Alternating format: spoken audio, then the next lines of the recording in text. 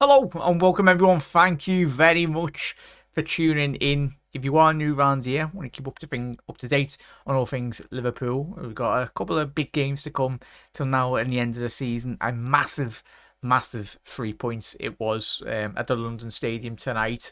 Didn't make it easy for ourselves in that second half. We'll get into the statistics and everything really, and most importantly, I'll get your thoughts on a massive game that did unfold tonight. Much better from Liverpool, as we know.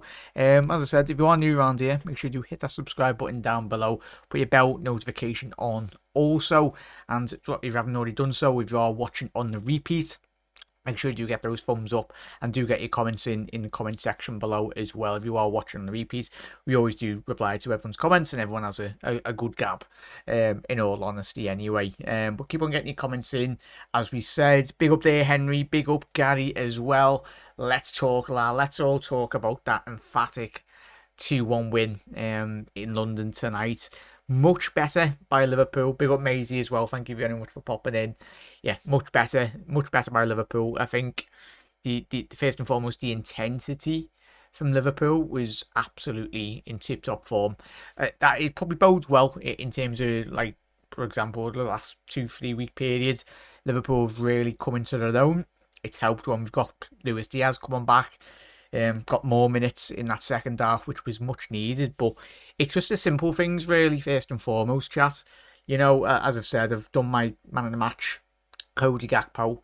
But in terms of Liverpool's overall game tonight, it was much more crisp in the vital areas of the pitch. In terms of Fabinho, I think I've got a massive plaudits for Fabinho. I think all of us have probably criticised Fabinho as of late, especially this season. He's been probably one of Liverpool's worst performers, but it's not just Fabinho. It's the whole cog of the Liverpool system hasn't really functioned this year. But Fabinho tonight massively relieved a lot of the pressure off the team. In terms of Fabinho, for large portions of that game, was playing 25 yards in the opposition's half and West Ham's half, and that just stifled any terms in terms of possession. West Ham really struggled to get out, build any rhythm, build any potential counter attacks as well. But Flacco was absolutely exceptional tonight. Of course, you go into a game, you anticipate West Ham. You're not going to stem every single counter attack that West Ham had tonight.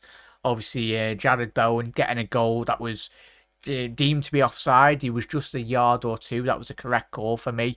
Obviously, on the watch along, I called that straight away. He looked like his angle of his body. But as I said, West Ham, in the brief moments in which they did have in terms of the counter-attack and play, as you can see here, chat, in terms of Liverpool, very dominant in terms of chances created, but in terms of conversion rate, wasn't up there tonight. But the most important thing Liverpool come away with is the two chances that Liverpool did capitalise on, and obviously that was a Cody Gakpo strike anyway. But West Ham took the lead, as we know.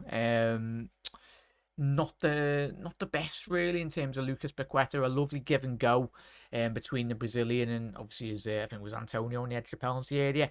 Yes, it took a slight deflection, but we're not going to dwell too much. Well, no, I'm not going to dwell too much onto it because it was a excellent movement from the Brazilian, who, as I was speaking to Jay on the pre-match opposition show yesterday, he's a player that not struggled, but it's took him a while to get going in the Premier League, but he was quite good in certain elements for West Ham tonight, especially obviously getting that first goal.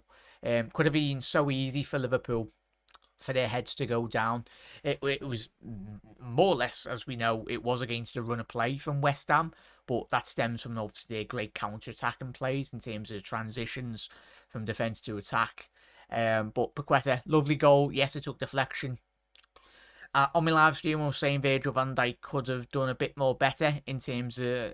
I never like me centre halves turning away from the ball when the ball's in and around the penalty area. It just creates opportunities for, as we've seen with the goal, just takes a slight nick off Virgil van Dijk. But it's small margins. That's what is football anyway. But on another day, I think Van Dijk or the defence could have done a bit more better. But that's great. Off but the most important thing is Liverpool won, and it wasn't too bad of an opportunity. But Liverpool reacted first and foremost. That's something that we have done. We reacted well against Arsenal. We reacted well to Forest as well last week, in terms of, obviously, yes, we scored, then we conceded, but then we scored against Forest, and that's very much what Liverpool done. That's what I was screaming out for. I think all of us watching that game tonight, I was like, right, yes, we conceded, but first and foremost, you need to react quick. And that's very much what Liverpool did on the 18th minute. Cody Gakpo was exceptional. As you can see from my man in a match, it was a very reminiscent strike of a certain young Steven Gerrard on the edge of the penalty area. Cody tonight, he done really well in relation to his game tonight. His build-up play has been absolutely exceptional. If you dwell too much on Twitter, especially in the first 3 games Cody Gakpo did play, they writ him off already. It was like, oh, I'm sorry, but I don't understand what those people were watching anyway. He's exceptional. His ball retention, the way in which he drives Liverpool further up the pitch, is second to none, really, and that's exactly what Liverpool have needed, especially with the absence of Bobby Firmino come at the end of the season, when his contract does end. But let's get to everyone's comments as well before we delve more into the second half performance. Big up Maisie, hope you had a good day. And big up Eamons, big up Lavanya as well. Thank you very much for tuning in, mate. Make sure you are smashing that like button as well. Everyone massively does help out the channel. Yes, a much improved performance tonight from Henry. As Doug said, massive win. Oh, I love that. Oh, I love that jersey. Yes, and that's spot on there, Lavanya. I should have really opened up with that.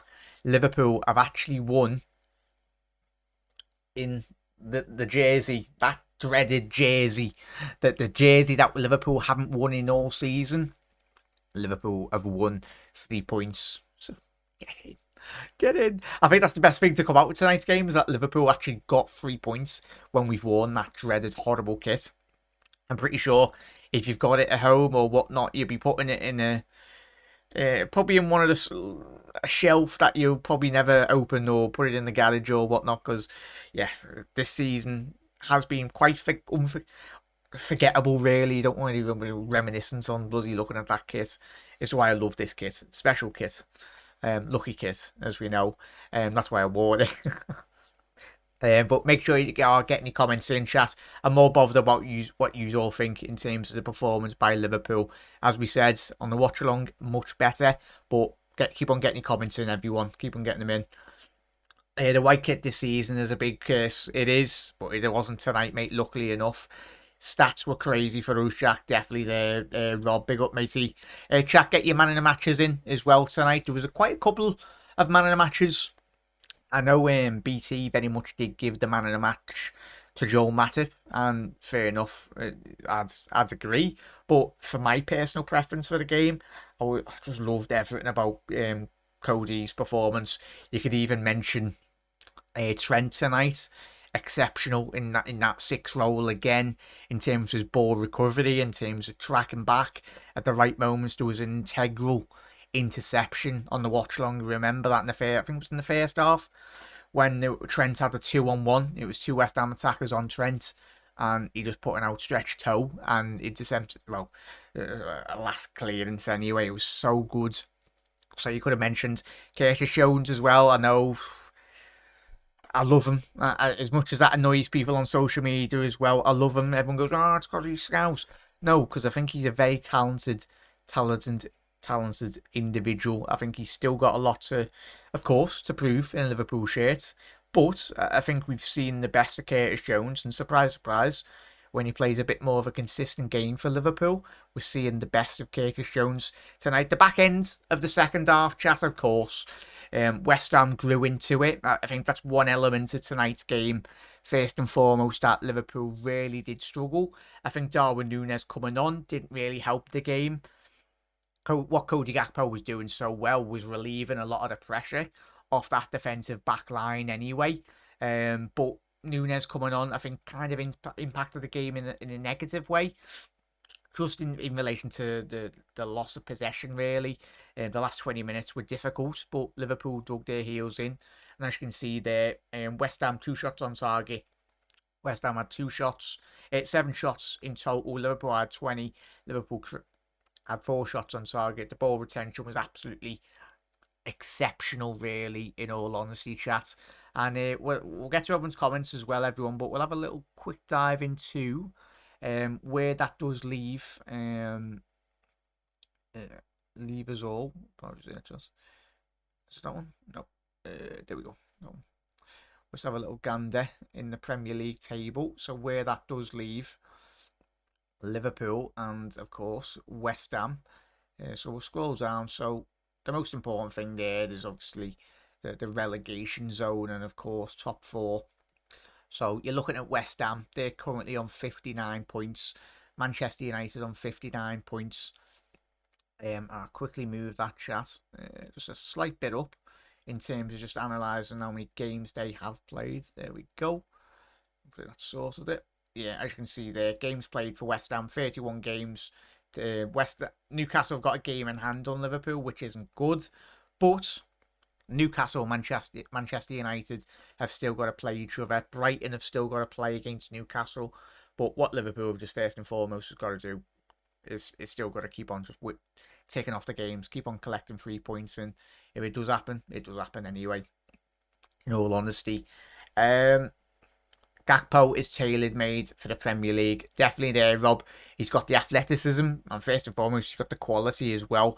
I was very fortunate enough to watch Cozy in the World Cup prior to us signing him, and he was fantastic.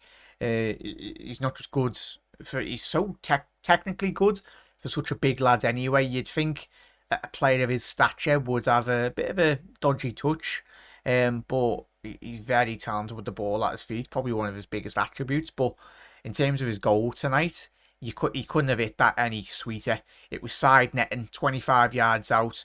If you're going to strike it from that area of the pitch, that's exactly where you want to put the ball, but in the side netting anyway, the inside netting anyway of the goal. And yeah, spot on. Gary, Virgil van Dijk was poor tonight, but in Cody Gakpo up front is easier to defend against. He is good, but he gets lost up front. Plus, he gets caught in possession at times. That's the thing. Big up there, Gary. Appreciate your comment, mate. And as I said, people will analyse games very differently as well. So, interesting thoughts from Gary there. And that's the thing, Gary, though, and it makes you look at Torres, you look at Suarez, you look at Bobby at certain elements over the last 5 years. Your attackers are going to be losing the large majority of the possession anyway, considering how it's the area of the pitch. Fair enough if your centre half keeps on losing the ball, but it's your attackers. The large majority of the time, they have the worst pass accuracy on the pitch, given obviously the position in which they do play. But I've seen news that Juve and Barca could be thrown out of Europe.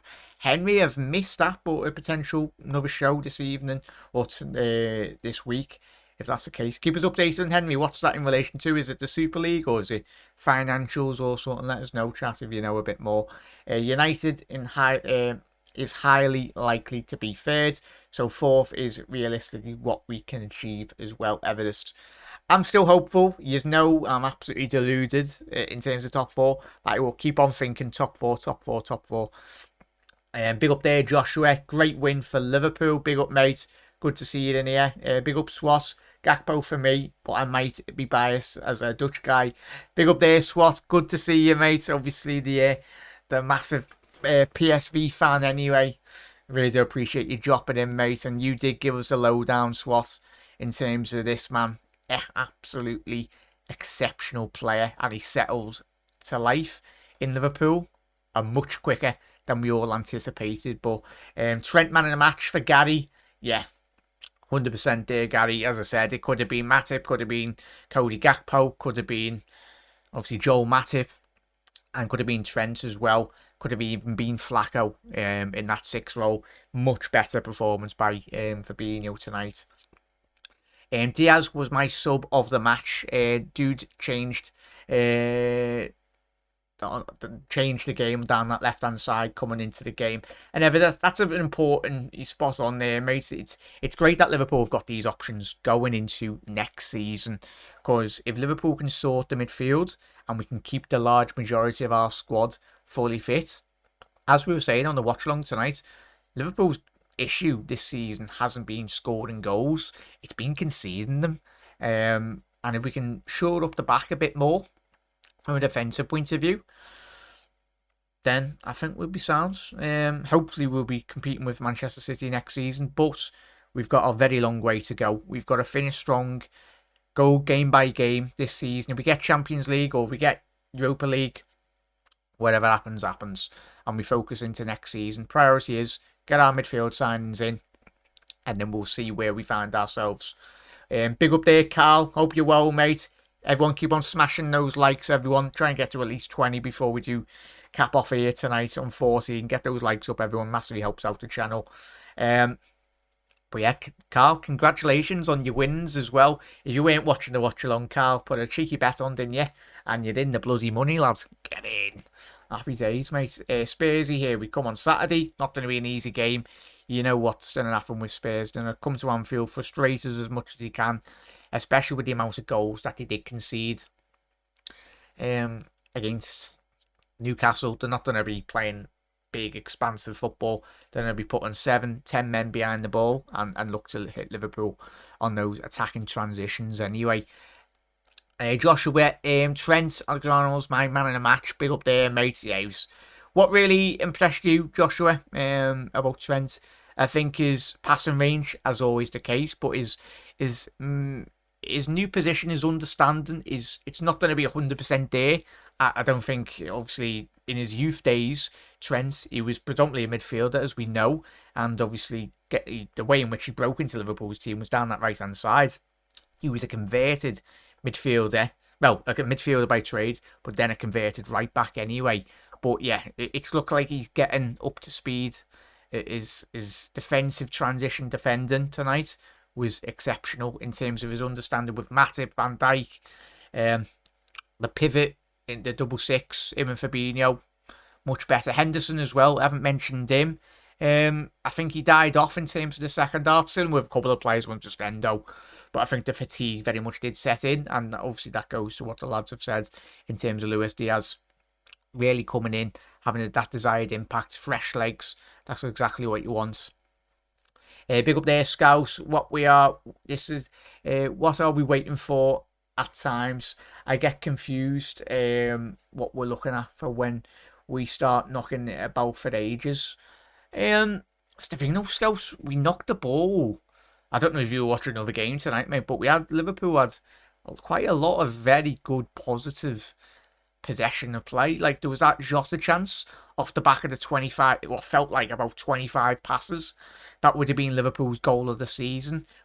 For me tonight, we knocked the ball around really well. Of course, you want to be a lot more clinical in and around the penalty area, but for where Liverpool have been, especially in recent months, it's a massive improvement. Of course, we want to be playing at a better level to be competing with City, but I think it's gradual steps considering how poor Liverpool have been, especially integrating the likes of Gakpo and Nunes eventually when he gets fully into his flow of things.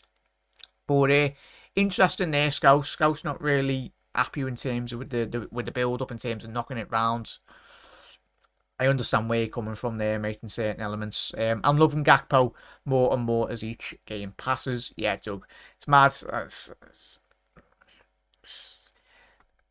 It's if you dwell too much on Twitter, people will write them off after 3 games. But that's the modern day football fan. They look at statistics and goals and assists as a big barometer, really, of players' development. And no, it's the eye test really. When we all know.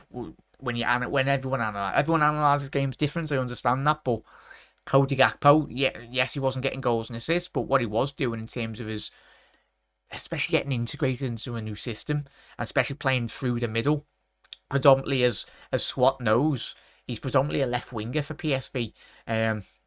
So the fact that he's come in, leading the line for Liverpool alongside Jota tonight, He's getting better.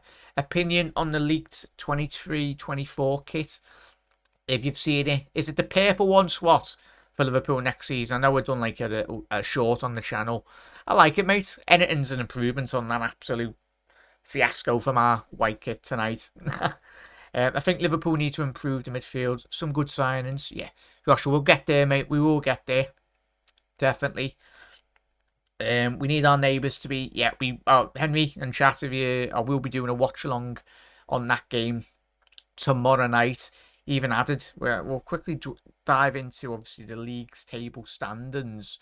Because if you just come in, or if you've been in work tonight, chat, a massive win for Forest in terms of the bottom three, as you can see there, chat. So Southampton currently still do find themselves bottom on 24 points. Everton 28, Leicester on 29. But it's that massive 3 points. They absolutely battered, by all accounts, Brighton tonight. Brighton, we know, have been in such inspired form this season under De Zerbi. But it looks like the FA Cup game has taken quite a lot of the energy out of that. So just looking at that, chat, it's going to be one hell of a finish in the Premier League. It's going to be, I think, Leicester and Everton. Did they play each other as well, chat? I think that's the next game after Everton play Newcastle. That's a 6-pointer, and you'd anticipate whoever gets beat in that game next week, you'd anticipate to get relegated. It's madness. Absolutely madness. But as Carl said, since Trent has swapped positions, you could arguably say Trent has been the best player in all the games. Virgil van Dijk is a worry, but hopefully after a good rest in the summer, we will come back next season. Definitely there, Carl. Spot on, mate. The new position in that midfield role, yeah, everyone's loving the Trent position by the sounds of it. Trent defended well too, from what I remember. Big up there, Scouts. He did, mate. And that's the thing, innit, mate? And chat, as you've already alluded to tonight, he needs to get fully integrated and give it another 6 to 12 months. I think his understanding of that position will be much better, as we know. Big up there, Luke, lad. I'm free for 10-15 minutes if you want me to hop on. I would do, Luke, but it's just a review from me tonight, chat. Obviously, I find it a bit more easy to very much interact with the chat as well. So keep on getting your comments in. Luke, what was your thoughts on this game? Yeah, the purple one. Yeah, I like it, Swat. I think purple, apart from red being my favourite colour, purple was definitely second or third for me. Did you guys... Oh, great question. Well, great comment there, Doug. And as off the back of this game, I think I did write it in my notes, so thank you, Doug, for reminding me. The handball shout at the back end of the game. I'll be watching me mates, obviously Jay and obviously Anton and all the West Ham fan channels, their thoughts on the potential handball. I can understand where they can be aggrieved, because I think if that was Liverpool, I'd be screaming for the penalty. And you can re-watch me watch along. First glance, I shouted, that's a penalty. And I was very surprised that the penalty wasn't given. But looking back on it and certain angles, Thiago's hand is in a natural position. Because fair enough if Thiago's hand is out like here, there, like there, but it isn't. His body position, he falls on the ball. Fair enough if Thiago has dragged that ball away from the West Ham defender. He hasn't. He's fell on the ball. He slapped that ball with his hands, of course, because that's how gravity does work. Surprise, surprise, if you studied in science. Unless Thiago's only got one hand and he falls on that ball, he doesn't handball that. But for me, on that opportunity, his hand is in a natural position. Chat, let us know. But I can understand where West Ham fans would be very angry on that. Because, as I said, 50-50. If that's other referees, give that as well. Hence the inconsistent nature of Premier League referees, as we know. I don't think it was a penalty, just from SWAT. It bounced off the floor, and as he was landing, yeah. Scouts is I'm getting man in a match on now too. Oh my, Big up, mate. Henry, totally. As Luke said, I thought we was good. We went down 1-0 and we still we were dominant for the first half. Second half got lucky at times, but I think overall, from his point of view, Liverpool deserved the win.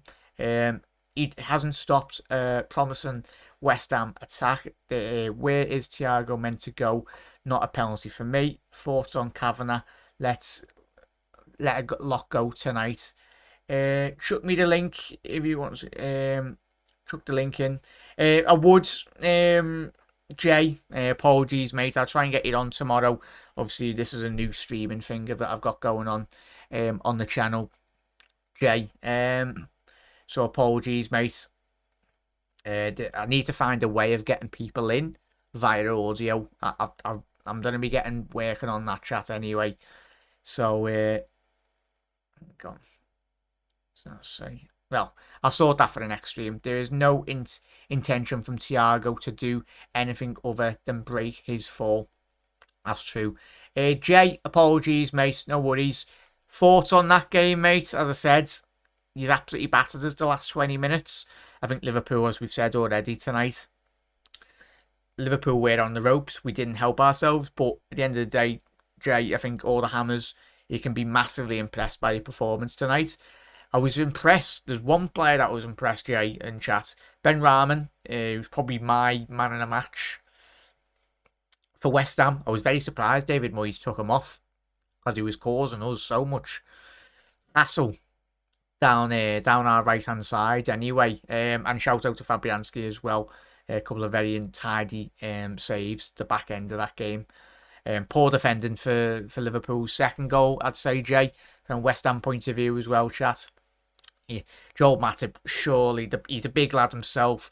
And it's very unlike West Ham. You know what you're going to get with West Ham. They're always usually quite solid on set plays, but as a good Liverpool have been so good in the last 3 weeks, in the last 3 wins on set plays. But when a delivery gets put into the box by Robbo like that, you don't anticipate Matip to be unmarked. Very unsurprised, especially David Moyes will be fuming at that. I know all the hammers will. But Luke, personally, I think if that's a penalty, then the Premier League have to be highly consistent with that. That's the thing, Luke. The majority of the Premier League referees, as we know, aren't consistent enough. He goes for the ball and it's basically fallen over. But yeah, definitely there, chat. One like away from 20 likes, chat. Get that up. Run those likes up, chat, anyway. But yeah, we've mentioned, as I said, a great goal by Joel Matip. Obviously, a lovely delivery by Andy Robbo. Unmarked, but still, Joel, I think he had an effort before.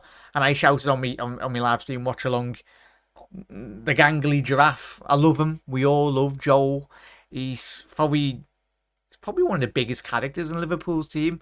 I'd love to go for the bevy with him. I know he wouldn't be allowed a bevy because most of the he'd probably have Ribena like James Milner, but he'd be he's a box of frogs in a good way. Similar with Darwin Núñez. You just wouldn't know what you're going to be getting with Joel Matip, but what you do get is quality from a defensive point of view tonight. He had the better of games compared to Virgil van Dijk. There was a couple of opportunities Virgil did lose possession, but the fact that Matip come in tonight and put in that performance just goes to show. If I could pick one player out of this Liverpool team that could just stay fit for his whole career, obviously would the big name, obviously ex-Liverpool players, obviously Daniel Sturridge. But if we could have kept Joel Matip injury free since he's come in from Schalke, we knew that was what we were getting with his injuries at Schalke. But I'll tell you what, Joel Matip,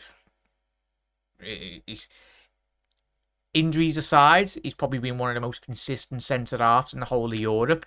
But it's just that you're not going to get him fit for the large majority of a 38-game season, which is disappointing as well. Same team on Sunday. Gary, you've asked a question. Would you, mate? Gary's great question there. Same team on Sunday, chat.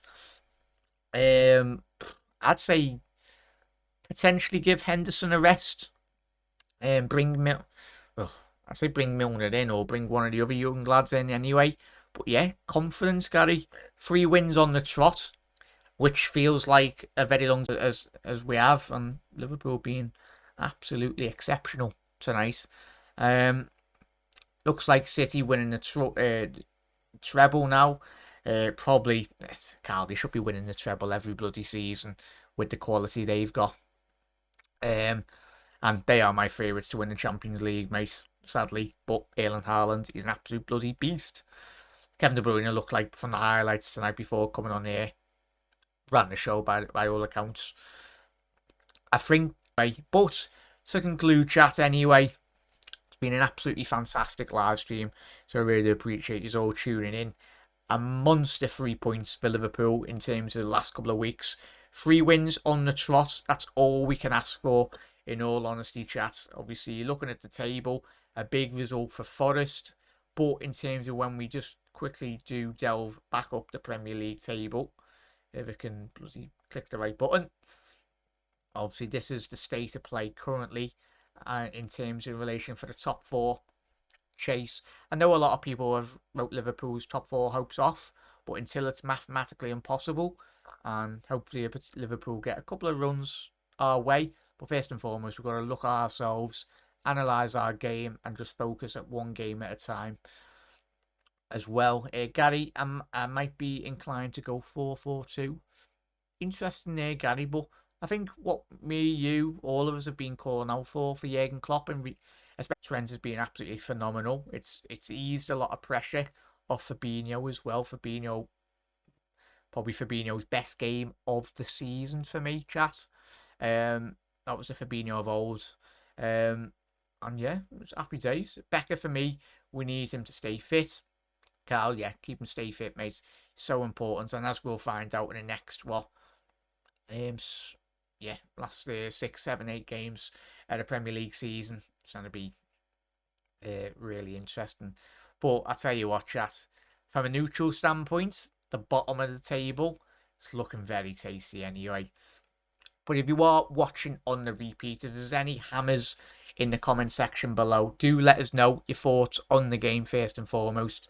I know chat will be replying to all your comments as well. If you've not managed to watch the live, do get your comments in. Your man in the match as well. Any hammers, disappointing result for you, but I think it's quite a good positive considering how in recent weeks when I was speaking to Jay and Anton, from your point of view, it was a much improved performance from West Ham. And on another night, I've just remembered the bloody Virgil van Dijk interception as well. Obviously, West Ham had a toe poke away at the back post. It was excellent last-ditch defending by Virgil van Dijk. Can't believe I bloody forgot about that. But yeah, on another night, West Ham take their chances. But I think all of us, from every single Liverpool fan, especially on my channel, all the best to the Hammers in terms of your European pursuit in the semi-finals against AZ Alkmaar. I know I will be. I'll be hoping West Ham can go all the way as well. I would rest Jota and Jones and Hendo for the next game. That's from Carl. I'm glad Matt had played. But big up there, Carl. Big up there, chat. It's been an absolutely fantastic, great live stream again. But chat, let us know all your thoughts in the comment section below. If you haven't already done so, smash that like button as well. But a monster 3 points for Liverpool. Much, much, much better. And it's great to see Liverpool going back to back to back in terms of getting all 3 points. 9 points from a possible 9. Happy days. Much better.